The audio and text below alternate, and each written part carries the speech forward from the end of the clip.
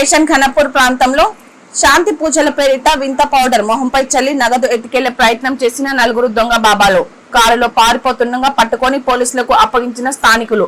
ధర్మాన్ని అగౌరవపరుస్తూ ఇలా మాయమాటలు చెప్పి ముఖాలపైన పౌడర్ చల్లి దోచుకెళ్తున్న ఇలాంటి దొంగ బాబాల పట్ల, అలాగే స్నానాలు చేయక టోపీలు పెట్టుకుని చేతిలో ఒక చిప్ప అందులో బొగ్గులతో ఇంత అగ్గి రాసుకొని గ్రామాలలో తిరుగుతూ షాపులలో ఇళ్లలోకి వచ్చి ఊదలు వేస్తూ నెమలి ఈకలతో వీపు మీద కొడుతూ మొహం రాసే బేవార్స్కాల పైన జాగ్రత్తగా ఉండండి.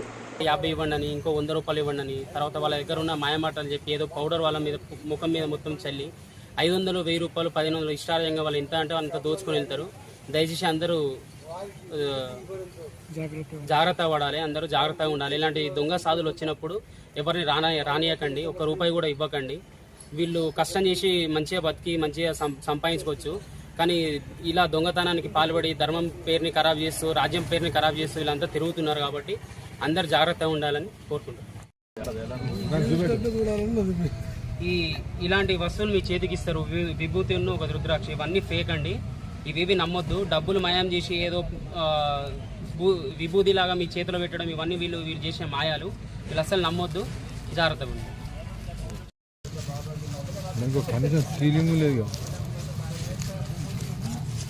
రుద్రాక్ష